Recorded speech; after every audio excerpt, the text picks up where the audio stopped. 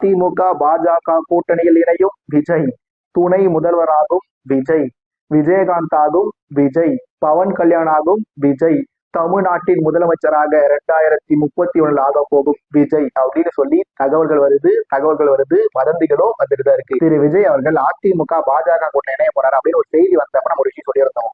அது என்னன்னா, கடந்த 2 வருஷத்துல திரு விஜய் அவர்கள் அரசியல்ல எண்ணற்ற பிளண்டர் மிஸ்டேக்ஸ் பண்ணியிருந்தாலும் இந்த அதிமுக பாஜக கூட்டணி இணையற மாதிரியான ஒரு சூசைட் மிஸ்டேக் கண்டிப்பா பண்ண மாட்டாரு.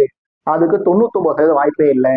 ஆனா அந்த 1% திரு விஜய் அவர்கள் தான் முடிவு பண்ணணும் அப்படின்னு சொல்லியிருந்தோம். இப்ப தாவேகாவோட மாவட்ட செயலாளர்கள் கூட்டம் முடிஞ்சிருச்சு. அந்த கூட்டத்துல இத்தனை பேர் கலந்துகிட்டதுல இத்தனை பேர் கூட்டணிக்கு ஒத்துக்கிட்டாங்க.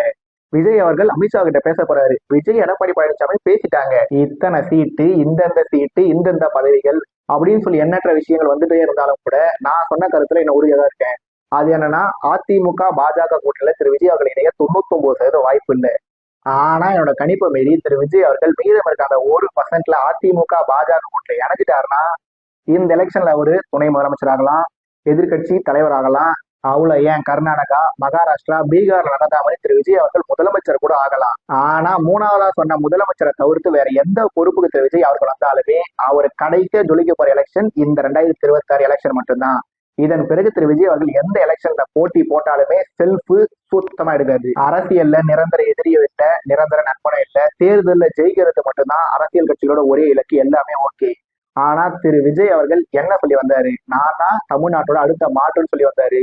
நான் தான் பக்கா மாசுன்னு சொல்லி வந்தாரு. பாஜக கொள்கை எதிரின்னு சொல்லி வந்தாரு. அதிமுக ஊழல் சக்தின்னு சொல்லிட்டு வந்தாரு.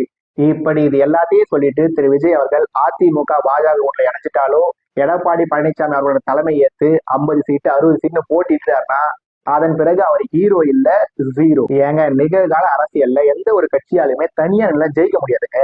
அவரால் ஓட்டு எடுக்க முடியும், சீட் எடுக்க முடியுமா? திமுக பாருங்க 20 கட்சி 25 கட்சி கூட்டணி.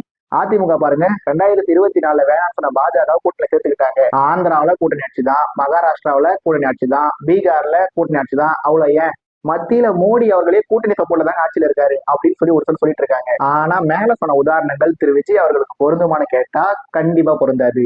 ஏன்னா திரு விஜய் அவர்கள் யாரு? தன்னோட கரியரோட பீக்ல இருக்கிறவரு, தமிழ்நாட்டு மக்களை நம்பி அரசியலுக்கு வந்திருக்கிறவரு. அப்படி இருக்கும்போது அவர் அதிமுக கிட்ட போய் 50 சீட்டு 60 சீட்டுன்னு போட்டிட்டாருன்னா அவரோட ரேஞ்ச் என்ன ஆகுறது சொல்லுங்க பாப்போம்.